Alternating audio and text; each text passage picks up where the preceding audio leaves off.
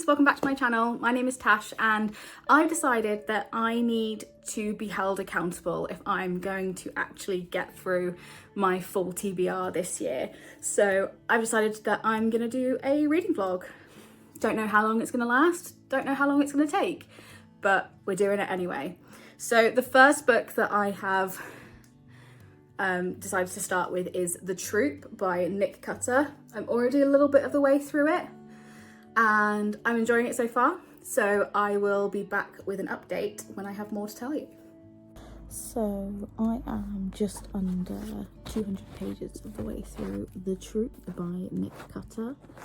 I'm a bit conflicted by it. It's disgusting. It's absolutely vile, honestly.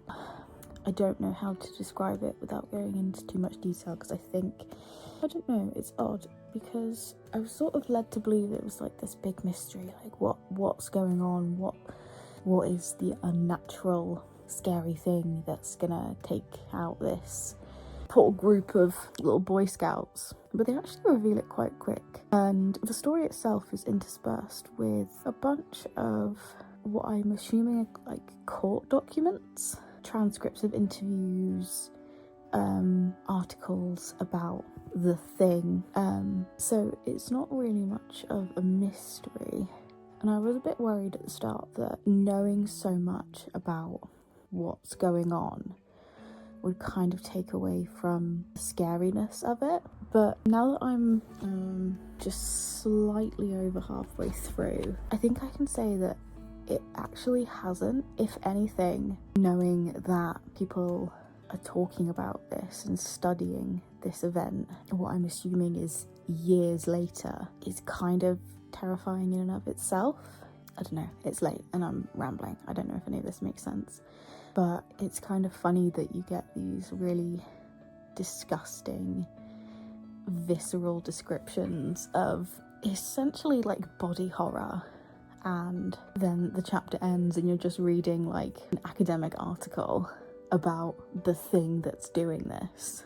You know, I feel like it's hard to talk about it, having to be so vague about what the threat is, but I don't want to give too much away. It's really good. I can see why Stephen King has like blurbed it, because it feels like a Stephen King book, because you get to know so much about each of these characters. And at first I kind of felt like it was slowing down the plot, and I think it does a little bit, but the more you learn about these boys and their home lives and what they've been through, the more connected you feel to them and the more frightened you feel for them. Some of them, no, all of them.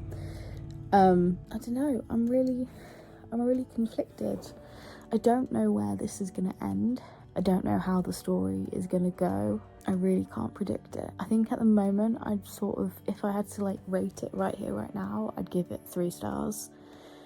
The vibes are on point, definitely, but it's just moving quite slowly and I kind of want more, but in the same sense, it feels like because things are moving so slowly, when you do get those moments of really terrifying, visceral horror, it's kind of more impactful. I don't know, I've been rambling on for 5.5 minutes, but I'm really tired, so I'm gonna go to sleep. I'll check in again when I have another update. Yeah. Okay, so it's a little while later and I have finished The Troop by Nick Cutter. I did have to take some time to consolidate my thoughts on this because I really wasn't sure. You can definitely see where the Stephen King influence comes in with this, especially with the sort of like newspaper court document parts, which I believe were inspired by Carrie. But the pacing is a lot more slow than I was expecting. I was kind of expecting like a really fast-paced, thrilling experience, and it was definitely scary. It was definitely creepy and spooky and gross and disgusting and all those things, but it was a little bit more slow. But I think I've decided that I'm gonna give it 4 stars. I did really enjoy it. I thought the characters were really interesting to follow. I thought that the writing was really immersive, especially like the body horror gore parts. Really disgusting, really visceral. If you've got a weak stomach, then I probably wouldn't recommend this one, but if you're up to it, I would definitely give it a go. Yeah, I just thought it was a really, really good time. Definitely the perfect thing for this season. Absolutely. So 1 down, 7 to go. And the next one I'm going to pick up is the Ghostwriter by Julie Clarke, which I'm hoping is going to give me The Only Ones Left by Riley Sager vibes. And I absolutely loved that book. So hopefully this will give me the same kind of thing. And I'll be back with an update.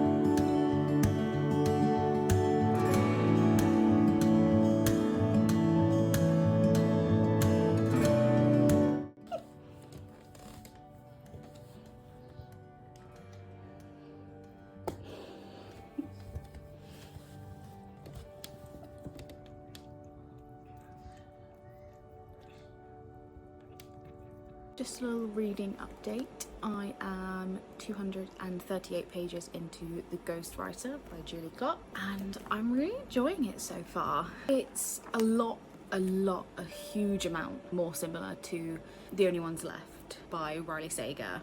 Like, the premise is almost identical if you take away the fact that the person explaining the massacre is the main character's father, whereas Kit doesn't seem to have anything to do with Lenora or Lenora's family and The Only One Left. But other than that, it's pretty much identical. I thought that her dad was going to be dead at the start of the book. I don't know why I thought that. It doesn't say that anywhere, so I don't know why I thought that. But he's not. He's alive. He's been alive this whole time.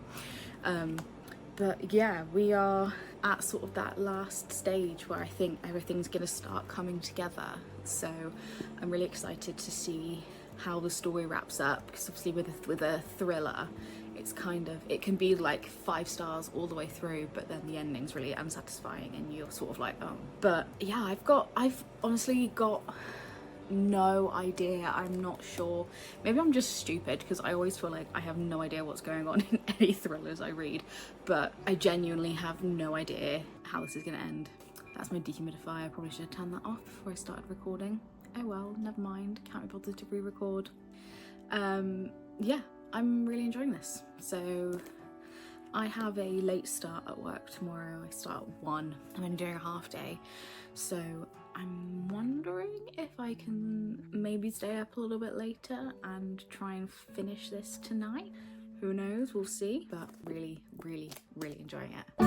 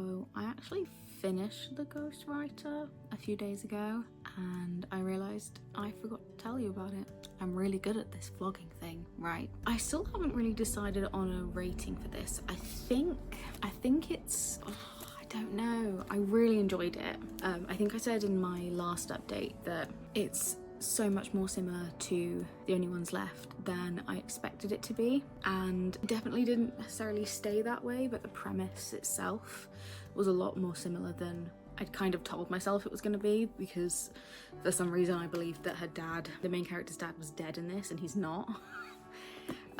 He's fully alive like the whole time. Spoiler alert. But yeah, so we follow Olivia, who is the daughter of a prolific horror writer, and Vincent Taylor, who, when he was a teenager, his brother and sister were brutally murdered, and the case was never solved. But people think that he's the one that did it, but there was never any proof. So the case kind of went cold. There are youths outside. Youths scare me. Anyway, so Olivia grows up with kind of a tumultuous relationship with her father. She has a lot of good memories, but she also has a lot of bad memories, especially after her mother left. But when she goes away to college, she kind of like cuts ties with him, doesn't go back home, doesn't speak to him, has nothing to do with him, and changes her name, divorces herself entirely from being Vincent Taylor's daughter, and becomes a very prolific ghostwriter. In her own right. But when she has some issues with another colleague within her profession, and she has lost all of her money and may lose her home, she's offered the opportunity to ghostwrite Vincent's latest book, and she doesn't really have much of a choice because she owes a lot of money. She might lose her house, lots of reasons. So she agrees to it. She is very secretive about her own life. She has a partner who she's in love with, but who knows nothing about her life or her story or her past or her father. And as well as it being sort of a mystery as to what really happened the night that Vincent's siblings died, it's also about Olivia learning to be open about the past and learning that in order to move on and get past your trauma, you have to be truthful about it, which I thought was really nice. Her father, Vincent, has Lewy body dementia, which is a form of dementia that is very similar to things like Alzheimer's, but doesn't have any defined stages, so progression can be hard to track. But her father has it, and it becomes clear that not only does he not have a lot of control over his body, which is why he needs a ghostwriter in the first place, he also may be losing control over his mind and his memories and having hallucinations. So us, along with Olivia, are having to try and decipher which parts of the story he's telling us are real and which parts are fabrication or fiction or things that he believes are true but actually aren't, which gives way to so much tension. You're always questioning, is what we're being told the truth? And this forces Olivia to seek out other means to verify what her father is telling her is true. She finds various bits of evidence, hereto unseen by any authorities, and we slowly start to learn the truth of what happened, not just on the night in question, but also the events that led up to what happened. I think I said this last time, a lot of the time I think I'm just dumb, because I can never see where these kinds of books are going. I'm really bad at predicting the endings, but I can always kind of see where the author has left clues to lead us in those directions, which was definitely the case here. I was shocked by the ending and how things all turned out and what the truth was, but I felt like it was a natural progression. It felt like the writer had clues and seeds for us to pick up on to lead us in that direction. It didn't feel like it came out of nowhere, which was really great. So I really enjoyed this one. I don't know if I enjoyed it quite as much as The Only One Left. I think even though on principle, on premise alone, they are very, very similar stories in tone and atmosphere and in just general vibes, they're very, very different. This was a lot more slow paced. There wasn't really any sense of looming dread or unease. It never felt like Olivia was unsafe. It kind of felt more like a mystery than a thriller, whereas the only one left was definitely a thriller. So I definitely enjoyed this one, but I think I am going to give it 4 stars. But seriously, I highly recommend this one. It is fantastic if you're looking for more of a contemplative, easygoing is not really the right word. If you're looking for more of a thoughtful, slow-paced mystery rather than a very twisty-turny thriller, then I would give this one a go. It is really, really good. But since finishing The Ghostwriter, I've left the dust jacket in the other room and Alex is on a phone call, so I can't go and get it, but I have started. Can you see that? What Hunger by Catherine Dang. I'm over halfway through. It's not very long, but it's really good. It's really good. And I'm saying this as someone who I can't really tell you why it's good. I can't really give you an explanation as to why I'm enjoying it so much, but I just am. There's something about the writing which is just really addictive and really immersive. We're over halfway through and we're not even really at, like, you know, I don't think it's a secret that this is a cannibal book. Like, this is a cannibalism book, like along the lines of The Eyes of the Best Part, but we're not even there yet, and I just can't help but like flip through the pages. Like, half of me wants to just turn the camera off and just keep reading this because I'm really enjoying it. So I don't think it's going to take me long to finish at all. I've even been, you'll be so proud of me, I've even been reading on my lunch breaks and on the bus ride home. I'm doing so well, honestly. So I don't think it'll be long before I have an update on what I think of What Hunger, but I have a feeling it's gonna be good. So I'll see you when I have an update on this one. Full disclosure, I finished What Hunger about a week and a half ago, and I just forgot to film and update you. And then the longer I left it, the more I just started panicking. So I'm not going to pretend like I just finished it last night, because I didn't. I finished it about a week ago and I really enjoyed it. Still collecting my thoughts on it, but I think this is a solid 4-star read and definitely one that I'm gonna keep on my shelves. And to be even more honest, I also read all of Katabasis since my last update. I'm not doing a very good job at this vlogging thing, am I?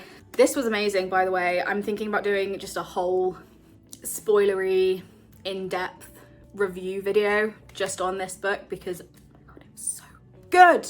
So good. If you haven't read it yet, please read it. It is absolutely amazing. Or if you're thinking about reading it before the end of the year, then you can join my read-along on StoryGraph, where you can discuss all of your thoughts as you go chapter by chapter, just to let you know. So yeah, that's my first reading vlog.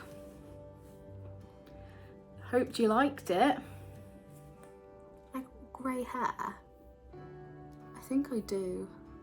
Oh God, I'm getting so old. Alex is turning 27 next month, which means I'm turning 27 about 6 months after that. Oh dear. Anyway, not the time for an existential crisis. So with these two, that actually makes up exactly half of my full TBR completed. Hooray! So I think that's a good place for this vlog to end. Will I vlog the second half of my full TBR?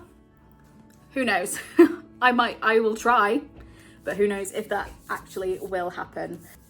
What books do I have left? I have The Only Good Indians, Tantrum, The Starving Saints, and God, there's one more. What was it? Oh, The Dream Hotel. The Dream Hotel is the last one. So I'm not doing too badly. I think I've got the most intimidating one out of the way, which was Katabasis, and I loved it. So there was nothing to be worried about anyway, but I think the rest of the TBR should be a breeze. So that means that I am looking for more full recommendations. If you're looking for full recommendations for yourself, then you can check out my full book recommendations video that I've linked. I'm still not sure which way it is, but somewhere up there. And please let me know your recommendations in the comments down below, because I clearly need some more. If you like this video, make sure you hit that like button. If you want to see more videos from me, make sure you hit that subscribe button. And I would really love it if you could join me on this little reading journey that I have going on right now. I'm having so much fun making videos and content. I just need to get better at being consistent about it and remembering to film things and film my thoughts, because from what I've seen so far from you guys, you are genuinely interested in what I'm talking about. So that's really lovely to know. And I want to be able to share more with you. So I'm going to stop rambling and I'm going to let you go, but have a lovely rest of the day and I'll see you next time. Bye!